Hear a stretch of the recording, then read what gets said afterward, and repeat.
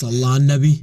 قبل ما نبدأ فيلمنا استعد يا بطل عشان عندنا عظمة كالعادة. يعني بيبدأ الفيلم بأحداث حرب بين الصين واليابان، وكان الجيش الصيني بيستعد ويجهز نفسه لمقاتلة الجيش الياباني. والجيش الياباني بيكون خلاص بقى في أرضهم وقريب منهم جدا، وبيرموا قنابل عليهم وبيدمروا دبابات الجيش الصيني بالمتفجرات. وكان من ضمن الجيش الصيني واحد اسمه جاي، وكان جندي على حق ربنا، بيقاتل بقوة وبيعمل كل اللي يقدر عليه عشان يدافع عن بلده. وبيقدر يعدي للناحية التانية من الجبل ويرمي قنابل على الجيش الياباني ويدمرهم واحد ورا التاني. وبتفضل المعركة دي ساعات وساعات، بس طبعا النتيجة محسومة بفوز الجيش الصيني. بيرجعوا المقاتلين الصينيين لبلدهم فرحانين جدا، والاهلهم اللي مستنينهم بكل لهفة، وكله رجع وبيحضن ويسلم على اهله. بس الجندي جاي ما كانش ليه اهل ولا اي حد في البلد، يا دوبك معاه صاحبه تشانج، واللي بيكون مش مصدق نفسه انه فعلا فاز وصاحبه رجع سليم. تشانج ده مصاب ولسه شظاية القنبلة جوه جسمه، وحتى لو عمل عملية وحاول يتخلص من الشظايا دي هيموت.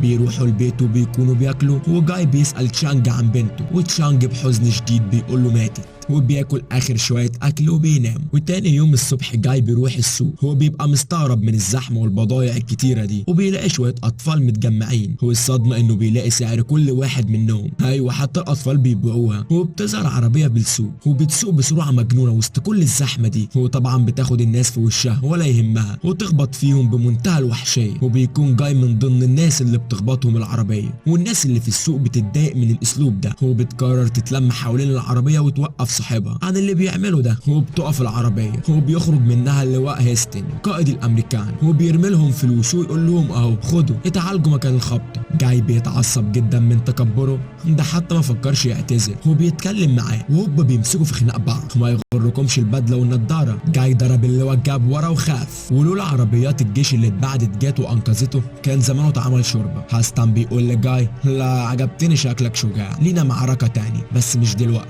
الناس مش بتخاف من عربيات الجيش وبتكون عاوزة تاخد حقها منه، وبتمسك عربيته وبتكسر الازاز بتاعها وتدمرها خالص. ومش بس كده، ولعوا فيها بالنار بعد كده علشان تبقى تدوس في خلق الله. بس طبعا جيش هيستن بيدخل وبينزل بالعصيان ضرب في الناس. جاي بياخد صاحبه وبيروحوا يسهروا. جدع يا جاي بلا وجع دماغ، هي الحرب هتطير، روح فك عن نفسك شويه. بيروحوا يسهروا في حانة المعلم سام، وطبعا بيكون فيها حلبة قتال وملاكمة. جندي من المشاة البحرية بيتريق على واحد من صاحب جاي، بس الولد مش بيسكت له، هو بيدخل عليه يضربه. بس الجندي ده بيبقى معاه ناس تاني، هو بيطحنوا صاحب جاي. وجاي الشهم مش بيسكت، هو بيدخل يدافع عن صاحبه اللي بيطحن ده. وحرفيان يا حبايب بيكون محترف جدا في القتال رغم عددهم الكتير، الا انه بيقضي عليهم كلهم. بيكون القبطان بليلي والله هو اسمه كده. المهم بيكون واقف وشايف جاي وقتله المحترف، وبيطلع على حلبة القتال وبينادي على جاي ويقول له تعالى اتحداني. هو بيطلع فلوس كتير وبيقول له دول كلهم ليك لو قدرت بس تقف قصادي 3 دقايق. جاي بيوافق وبيطلع للحلبة. هو بتبدأ المعركة. جاي شكله في الاول بيكون مش فايق، هو بياخد ضربة من بليلي بيقع في الارض،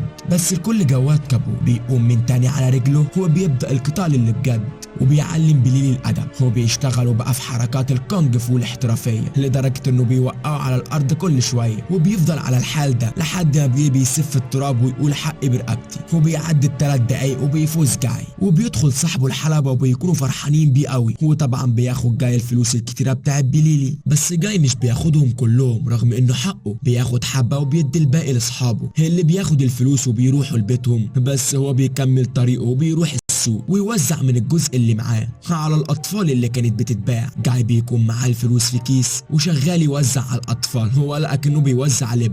والناس في السوق بتاخد بالها، هو بيقفوا كلهم عاوزين هما كمان. لا انتوا فاهمين غلط، ده انا مش تموين والله. بيحاول جاي يفك منهم بس مش بيقدر، وبياخدوا منه كل الفلوس وبيفضل معاه جزء قليل قوي. بس رغم كده جاي كان طيب ومبسوط انه وزع الفلوس على الفقراء. بياخد صاحبه تشانج عشان يعزمه بالجزء اللي معاه على اكل. هي جاي ما انت كده رجعت شحات تاني. تشانج معاه عربيه متبهدله كده بيشتغل عليها، وبيكون تشانج جمع شويه فلوس وبيديها لجاي وبيقول له روح هات العربيه قطع غيارات عشان اجددها عن ما حد حوش يا عم. بيروح جاي يجيب قطع الغيار وبيظهر شخص اسمه القبطان بليلي ومعاه بنت جميله جدا اسمها الراي، وبيطلبوا من تشانج يوصلهم بالعربيه بتاعته. تشانج اول ما بيبص لهم بيتكسر من جوه 1000 حته. لا البنت الجميله دي بنته ما كانتش ماتت زي ما قال لجاي، لكنها ماتت بالنسبه له اما قررت تسيبه وتشتغل في الشغل الشمال ده. روي طول الطريق بتبص على تشانج وده لفت نظر القبطان وخلاه يتضايق كل شويه، وبيضرب برجله في ظهر تشانج عشان يسرع في المشي. تشانج من كتر الضرب بيكون خلاص انفجر وبيرمي العربيه بيهم وبيوقعهم على الارض ويقول لبنته انا ما شفتش حد رخيص زيك كده. القبطان بيقوم من الارض وينزل ضرب في تشانج انه ازاي يتجرأ يوقعه في الارض كده. تشانج الغلبان بيجيب دم من كل حته هو بيقع من كتر الضرب. بنشوف بعدها جاي صاحب الجدع وهو بيتسحب منه دم عشان يبيعه ويلاقي فلوس يعالج بيها تشانج، وبيشتغل جاي على عربيه تشانج مكانه علشان يقدر يجيب اكل ويراعي تشانج المريض.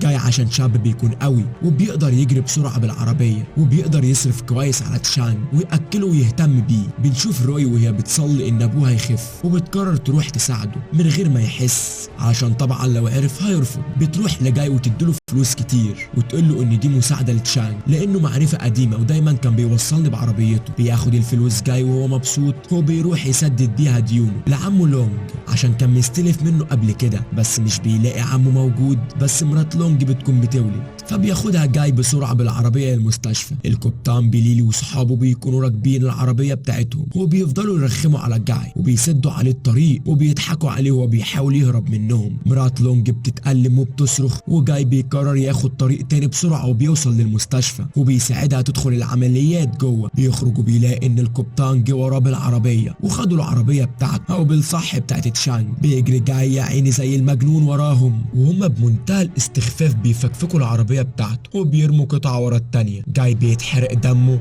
وبيروح لحاله المعلم سام بيفتكر انه ممكن يلاقيهم هناك. بيروح للمعلم سام وبيحكي له على اللي حصل وبيسأل عنه وبيقولوا لازم يدوني فلوس اصلحها قبل ما تشانج يخرج من المستشفى ويعرف، وساعتها هتبقى مصيبه. ده مش معاه شغل ياكل منه غيرها. المعلم سام بيديله فلوس وبيقول له الفلوس دي من عندي اعتبرها مساعده. جاي بيقول له لا احنا مش بنشحت يا بيه. بيرفض جاي الفلوس رغم محاولات المعلم سام الكتيره وبيقول له لو مصمم تديني الفلوس يبقى شغلني بيهم اي حاجه، لكن غير كده انا مش هقبل. المعلم سام بيوافق وبيقول له انه في واحد بيدرب على الملاكمه وبصراحه كده عاوز حد يتدرب فيه عشان يتمرن هو لمده 3 ايام بس، رغم انها حاجه مهينه ومتعبه. الا ان جاي بيوافق وهو مبسوط وبيقول له هستلم الشغل امتى؟ قال له من دلوقتي يلا قوم جهز حالك. بيجهز جاي وبيتفاجئ ان اللي موجود في الحلبه القبطان بليلي. بيبدا القتال وجاي مش بيقدر يمسك اعصابه وبينزل ضرب في بليلي، بس المعلم سام بيقول له غلط شغلك انك تسيبه يضربك عشان يتمرن. بس جاي مش بيكون سامع له خالص وبيكون مفيش حاجه في دماغه غير انه دمه محروق على عربيه صاحبه. صاحب بليلي بيمسكوا المعلم سام وبيتلموا عليه وبيهددوا جاي انه لو استمر كده هيموتوا سام وانك لازم تقبل تنضرب وبس. جاي بيكون مش عاوز يكمل في الشغل ده وبيقول للمعلم سام خلاص انا مش موافق في الشغلانه دي. المعلم سام بيقول له يبقى عاوز تخرب بيتي لانهم اول ما هتمشي هيكسروا المكان ومش هيسيبوني في حالي وهيقتلوني كمان. جاي بيكون قلبه طيب بيخاف على المعلم سام واكل عيشه فبيقرر يوافق وبيبدا القتال من تاني. بس المره دي جاي بيكون سايب نفسه خالص لبليلي وبليلي بيستغل الفرصه وبيضربه لحد ما بيسيح دمه او فرصه يحسن شكله قدام صحابه بعد ما اتطحن قبل كده. جاي بيكون في كل لحظه عاوزها يهجم عليه ولكن وعده للمعلم سام خلاه يستحمل النهايه. بيكون اللواء هاستن وروي في الحانه من ضمن المتفرجين على القتال ده. بيخلص القتال وكده خلص يومه من ضمن ال3 ايام شغل. سام بيقول لجاي امشي وما تجيش تاني وكويس انها عدت على كده. جاي بيقول له لا ده شغلي وانا قبلت وعدك ولازم انقذك ولازم انفذ وعدي. بيمشي جاي وبينصدم ان نعرف ان المعلم سام السوسه متفق مع بيلي على كل اللي حصل ده. بيشوفهم روي واللواء هاستن وبتجري روي وبتروح لجاي البيت وبتحذره وبتقول له ما يجيش تاني الحانه، بس هو بيقول لا هاجي ده شغلي وانا وعدت المعلم سام. قالت له المعلم اللي فرحان بيه ده هو اللي وبسلمك لبليلي وبتحكي له على اللي شافته. ساعتها جاي بيقول لها يبقى كده انا ليا تخطيط تاني ولازم اروح عشان اكسر الحانه وكل اللي فيها. بنشوف القبطان بليلي واصحابه وبيكونوا مريحين على الاخر وبيسترخوا في الحمام. بيدخل عليهم اللواء هاستن وبيسلم على بليلي بقلم سخن على وشه وبيقول له مش مكسوف من نفسك وانت بتأجر واحد بفلوس عشان تضربه؟ اللي زيك عار على البحريه كلها. بيروح جاي للحانه وبيقول لسام انه كشفه خلاص وهينتقم منه ويقول له استنى اتفرج شوف هعمل لك ايه في الحانه بتاعتك اكني بغنيها والله، صوتي كروان الليل والمساء. المهم بيجي بليلي هو واصحابه وبيفضل يضحك على جاي ويقول له ايه ده انت لسه عايش؟ ده انا قلت هتتعالج شهرين عمال ما تيجي. بيقول له لا انا موجود اهو ومستنيك يلا نبدا. قال له بس اللعب مش معايا انا النهارده مع اللواء هاستن. هاستن بيقول لجاي فاكرني؟ جاي بيقول له بس انا انتقامي مش مع حد غير بليلي ومش عاوز اقتلك انت. بيقول له ان بليلي هزمك بالغش وجاب العار للبحريه كلها بس انا عاوز اقتلك قتال شريف واجيب حق سمعه البحريه. بتكون روي من تحت بتنادي على جاي وتقول له لو دخلت في قتال مع اللواء هاستن هتموت. مين بيسمع لها؟ جاي. وبيبدا القتال وبيكون الاتنين محترفين وحركتهم خفيفه وقتاليه. الجو بيقلب وبتبدا الدنيا تمطر والميه تنزل عليهم من السقف بس لا جاي ولا هاستن راضيين يوقفوا في القتال. وبيعرف جاي يوقع هاستن على الارض ويمسك دراعه وعايز يستسلم لكن هاستن محترف وبيقدر يفك قبضته ويقوم من تاني وبينزل المره دي ضرب في جاي لحد ما بيطحنه وبيقع جاي في الارض وبيشيله هاستن ويرميه بره الحلبه وبيطلع بره الحلبه وبيرميه بره الشباك ويرجع الحلبه ويحتفل وسط الناس ومبسوط على الاخر. جاي بيكون بره على الارض واصحابه بتروح تقومه وتشجعه يدخل من تاني ويطلع جاي الحلبه ويقول لهاستن بتحتفل بايه؟ لسه اللعب مخلصش. وبيبدا اللعب من تاني بس المره دي جاي بيضرب بغل بس اصحاب هاستن بتكون في الحلبه وبتدافع عن هاستن. واحد من رجاله هاستن بيضربه بازازه في دماغه بالغلط واللواء بيجري وراه وبيقول له ان دي جت فيا انا، انت حوال ياض ولا ايه؟ جاي بيستغل فرصه ان هاستن مشغول مع حد غيره وبيجي من وراه وبيشيله وبيرميه بره الحلبه. هاستن نعره ازرق ومش بيستسلم بسهوله. بيجري جاي من رجالته ويطلع بره الحلبه وبيبدا جاي يضرب هاستن بالكرسي وبتبدا معركه تانيه بين صحاب جاي واصحاب اللواء هاستن وتبقى مدعكه كله بيضرب في كله. سام بيكون بيصرخ على الحانه بتاعته احسن انت اللي جبته لنفسك وطبعا محدش سامعه من المدعكه دي فبيكلم الشرطه وتيجي تقبض عليه. واحد من صحاب هاستن بيكون هيقتل جاي بس روي بتضربه بالازازه في دماغه وتنكس جاي وبتاخد جاي وبتروح. سام بقى بيكون بيعيط على الحانه اللي اتكسرت وبقت حته خرابه. روي بتكون اخدت جاي لبيتها وجاي بيكون تعبان قوي وفي جروح كتير في جسمه غير ان من المطره بتجيله سخونيه جامده وبيفضل يخرف في الكلام وبيقول ان تشانج خارج بكره ولازم يروح له ويدفع فلوس المستشفى عشان يخرجه. بنروح الصبح نلاقي تشانج محضر نفسه ومستني جاي لكن مش بيجي وبتيجي الممرضه تقول له تقدر تمشي دلوقتي وبيمشي بسرعه وينسى شنطته. بيرجع عشان يجيبها وبيبص على حسابات المستشفى بيفتكر ان اكيد جاي بيدفع هنا. بيكتشف ان اللي بيدفع الفلوس روي بنته وبيتضايق قوي وبيطلع يدور ويسال على جاي. روي بتقول له انا اعرف جاي فين، جاي تعبان وعندي في البيت.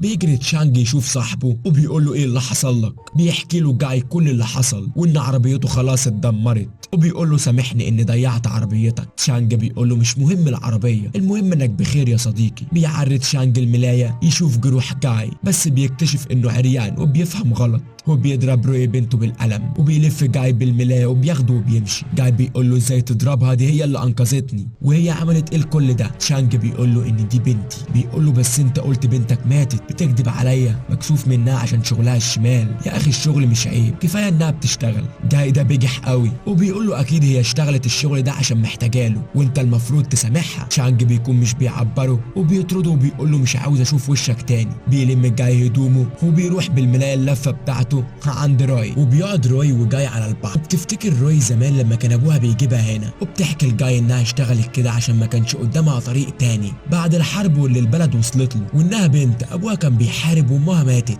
والشغل ده راحت له غصب عنها. وبيقول لها هيحاول يكلم تشانج ويصالحهم على بعض وبيروح يكلم تشانج بس تشانج بيكون مش قابل اي نقاش في الموضوع ده وبيقول له مفيش ظروف تجبر حد يعمل كده، كان في 1000 طريقه غير السكه دي بس لو هتتغير انا هديها فرصه تانيه. جاي بيفرح وبيقول له طيب تيجي تكلمك امتى؟ قال له في اي وقت. بيقول له لا تؤجل عمل اليوم الغدا. وهي روي واقفه مستنيه بره ادخلها بتدخل البيت وتشانج بيتعصب وبيفضل يكسر في اي حاجه قدامه ويرميها على جاي. جاي بيتعصب وبيقول له اننا كلنا بنغلط وهي بتتغير عشانك بس انت ما تستحقش غير تعيش وتموت لوحدك. وبيمشي ويسيبه. روي بتركع على رجليها وتطلب من تشانج يسامحها، وتشانج بيسامحها، وجاي بيكون لسه واقف بره. هو بيدخل وبيقول لهم طيب ما تيجي ناكل بالمناسبه الحلوه دي، حسب انا جعان قوي بقى، بس لازم نروق البيت الاول. ورايو بتروح المطعم تجيب اكل، وبيشوفها القبطان واصحابه وبيخطفوها وبياخدوها معاهم في العربيه. اتنين من اصحاب جاي، واحد منهم بيجري وراهم والتاني بيروح يبلغ جاي. بيعرف جاي انهم خدوها للمستودع القديم بتاعه، وبيجري يلحقها هو وتشانج. بيكون القبطان واصحابه وصلوا للمستودع، وبتحاول روي تهرب منهم بس بيمسكوها برضه، فبتحاول تطلع من الباب التاني. بتلاقي بليلي بالعربيه في وشها وبيجري وراها، وبتحاول تهرب منهم بكل الطرق، وبتلاقي سلم وبتطلع عليه، بس بليلي واصحابه بيتلموا عليها، وبليلي بينزل ضرب فيها وبتقع على الارض.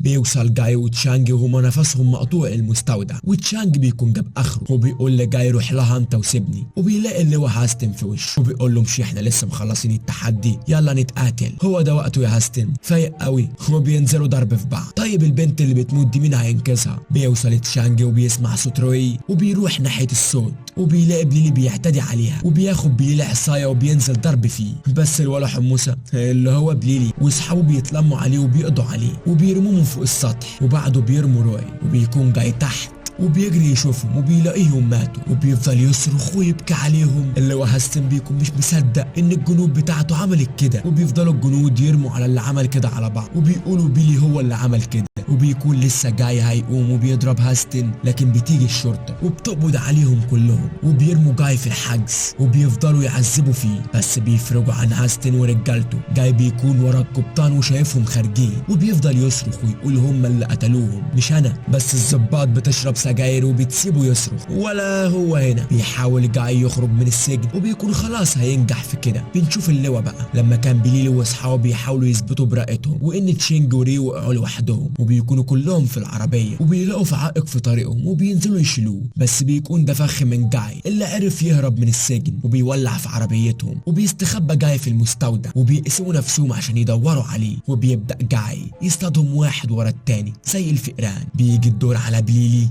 جاي بيمسكوا الاول يكسر عظمه بالخشبه، بعدها بيربطه ويدخله الفرن. احسن هتتشوي دنيا واخره يا بليلي الكلب او يا حموسه. بيقضي عليهم كلهم. جاي بيفضل هاستن وبيدخلوا في قتال مع بعض، وبعد معركه عنيفه اخيرا السابونه قدرت تكسب الليفه. جاي بيقرر انه مش هيقتله لان ملهوش يد في قتال روي وتشانج، وبيسيبه. ولحد هنا بيخلص فيلمنا. اشوفكم الفيلم الجاي، اشوفكم على خير بعد كده، يلا سلام. ما تنساش بقى تعمل شويه الحبشتكنات دي للرايك والحاجات دي، ولو عايز تشوف لنا الهندي روح قناه افلام هيما، هتلاقي هيما هناك. سلام.